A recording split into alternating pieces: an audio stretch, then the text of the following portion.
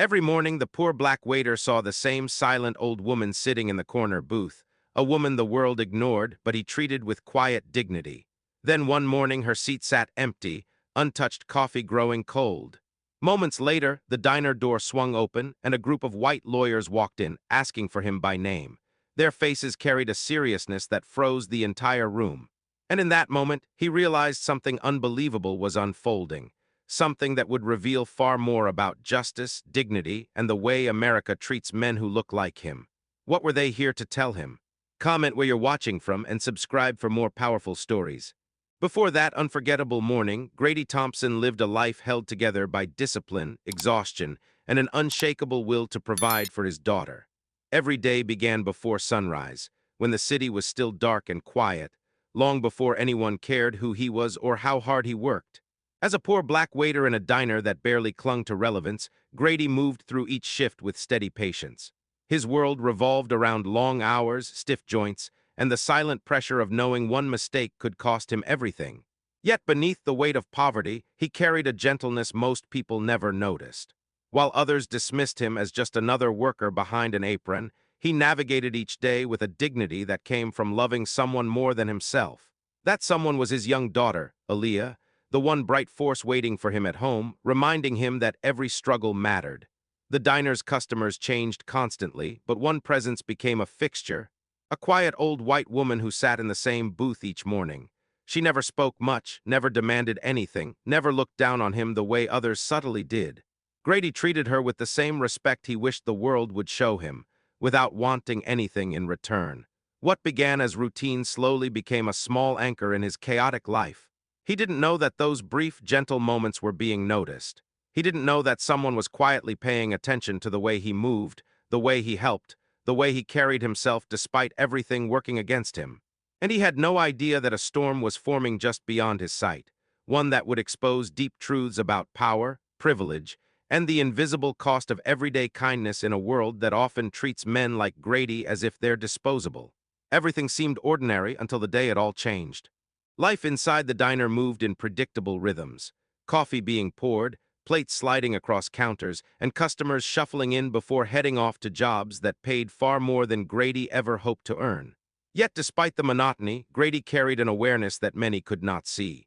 Being a black man in a working-class space meant navigating invisible lines, staying polite but not too familiar, helpful but never assertive, present but never noticeable enough to unsettle anyone. One wrong expression could shift how he was treated, and he knew the consequences wouldn't fall on the customer, they would fall on him. Still, he showed up every morning with quiet resolve. When the elderly woman, who never offered much more than a nod, entered the diner, Grady always greeted her with warmth. Over time, he recognized small details about her trembling hands, her slow steps, and the loneliness in her eyes. He began cutting her toast so it would be easier for her to eat. No one told him to. No one rewarded him for it. It was simply who he was, but kindness rarely shielded him from the realities around him. There were days when customers questioned his competence before he even opened his mouth, times when they complained about their food but watched him more closely than the cooks, and moments when coworkers whispered about him running late again, not understanding that buses don't wait for people who can't afford cars. The small prejudices blended into a quiet storm that followed him everywhere. Things grew heavier one Saturday when he had no choice but to bring Aaliyah to the diner. She was bright, curious, and innocent, yet already learning from the world that innocence didn't protect children who looked like her. As she sat in the corner coloring, Grady felt a pulse of anxiety every time someone glanced in her direction. He knew how quickly people judged black families, how quickly they assumed irresponsibility instead of circumstances. When the old woman noticed Aaliyah and quietly motioned for her to sit nearby, it surprised him. Something softened in her presence, as if Aaliyah reminded her of someone long gone. Watching them interact, Grady felt a rare moment of peace, but it didn't last long. That following Monday, the woman's booth sat empty for the first time in nearly 2 years. Grady tried to focus on his duties, but unease kept tapping at him. Every few minutes his eyes drifted toward that untouched table, toast cut in perfect squares, coffee cooling by the second. He asked the manager if anyone knew anything about her, but no one cared enough to keep track of someone they saw as a nuisance rather than a person.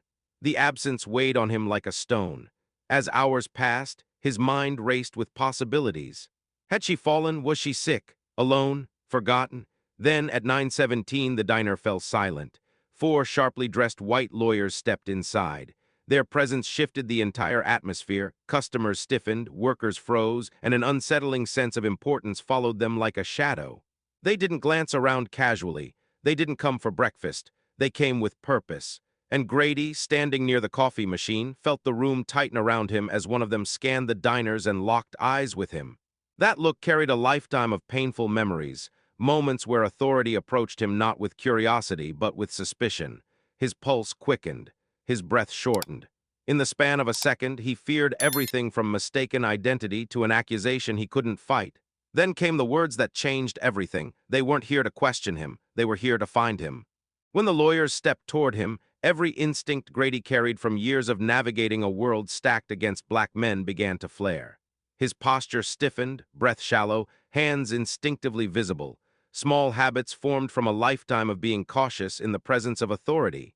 The entire diner watched, silence thick as concrete. For a split second, he feared he was about to be accused of something he didn't do, dragged into a situation shaped by assumptions rather than facts. Instead, the lead attorney spoke his name with a calmness that somehow felt even more unsettling. They weren't here to confront him. They were here because of the quiet old woman he had served for nearly 2 years. And with measured words, they told him she had passed away. The news struck him like a blow he never saw coming. Her absence that morning suddenly made sense, but it didn't soften the ache. Grief mixed with confusion, and before he could process any of it, they asked him to come with them immediately. The ride downtown felt like stepping into a world that didn't belong to him. Marble floors, towering glass walls, polished wood tables, spaces designed for people with power, not men who lived paycheck to paycheck. Grady walked through the corridors feeling exposed, as if everyone could see he didn't fit. But what he didn't know was that this moment was about to tilt his entire life on its axis. Inside the conference room, a group of wealthy white family members waited, people who had never stepped foot in the diner, never greeted the woman he had gently served each morning. Their eyes judged him the moment he entered, as if he had already intruded on something sacred that wasn't his to touch. And then came the real shock. They were gathered not to mourn, but to hear the reading of her will. As the details unfolded, the atmosphere turned sharp. The family expected wealth, property, legacy, all of it. What they didn't expect was Grady's name. He learned that the woman he had served with compassion had noticed everything. How he helped her eat, how he treated her with respect in a place where many overlooked her, how he carried himself with quiet dignity despite the racism and hardship pressing against him daily. And then the revelation dropped like thunder. She had left him a life-changing inheritance, enough to erase his debts, enough to secure Aaliyah's future, enough to lift him out of the cycle he had been trapped in his entire life. The room exploded with outrage. Accusations flew. The family insisted he had manipulated her, insisting a poor black waiter could never be worthy of such a gift. Their anger wasn't just about money. It was about power, about the disbelief that someone like him could be chosen over them. But the lawyers had evidence, her notes, her recordings, her clarity. Still, as their voices grew louder, their fury sharper, Grady realized something chilling. This wasn't just an inheritance. This was a battle. A battle he never asked for, but one he could no longer avoid. In the days that followed, Grady's world shifted from quiet struggle to overwhelming possibility. The legal documents were verified. The inheritance was real. And for the first time in his life, he had the resources to breathe without fear of the next bill, the next emergency, the next moment that could push him over the edge. Yet even in his newfound stability, the weight of what had happened pressed deeply against him. He realized that the quiet old woman he had served for nearly 2 years had seen something the rest of the world often refused to see in men like him. Humanity. Not as a stereotype, not as a worker to be dismissed, but as a person worthy of dignity, compassion, and opportunity. She saw the resilience he carried, the love he poured into raising Aaliyah, and the quiet strength that racism had forced him to develop just to survive. And while her gift changed his financial future, it also exposed a harsh truth. It took the power of a wealthy white woman to validate what he had been all along. A good man, a hardworking father, someone deserving of opportunity, someone the world should have seen without needing proof. With time, Grady used her legacy to rebuild the diner into a place rooted in respect, a space where workers earned fair wages, customers were treated with kindness, and no one felt invisible.